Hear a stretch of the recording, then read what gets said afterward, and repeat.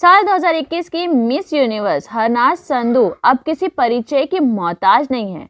पूरे 21 साल बाद हरनाज मिस यूनिवर्स का ताज वापस भारत लाई है। उनसे पहले लारा दत्ता ने यह क्राउन साल 2000 में जीता था। हरनाज के मिस यूनिवर्स बनने के बाद उनके बारे में बहुत सारी बातें मीडिया में आ चुकी है। जब हरनाज संधू ने मिस यूनिवर्स का खिताब जीता तो बॉलीवुड के सितारों ने उनकी खुलकर तारीफ की। हरनाज पहले से ही एक्टिंग कर रही है, ऐसे में उन्होंने बॉलीवुड में आने के बारे में भी बात की है।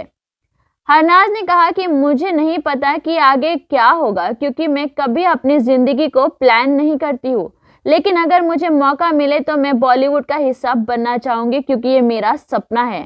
एक्टिंग मेरा प्रोफेशन है। मैं लगभग 5 साल तक थिएटर कर चुकी हूँ। मैं लोगों की उस धक्यानुसी सोच को तोड़ना चाहती हूँ जो सोचते हैं कि महिलाएं कुछ नहीं कर सकती है, और ऐसा एक्टिंग के जरिए हो सकता है, क्योंकि फिल्मों के जरिए आप लोगों को प्रेरित कर सकते हैं। मीडिया द्वारा हरनाज से पूछा गया एक सवाल बड़ी तेजी से वायरल हो रहा है। जब हरनाज से बॉलीवुड में किस खास एक्टर या डायरेक्टर के बारे में पूछा गया जिसके साथ वो डेब्यू करना चाहती हो, तो उन्होंने कहा, अगर मौका मिले तो मैं संजय लीला बंसाली के साथ काम करना चाहती हूँ, क्योंकि मुझे उनकी फिल्में पसंद है। उनकी क्वालिटी, आर्ट और गहराई बेहद अच्छी होती है।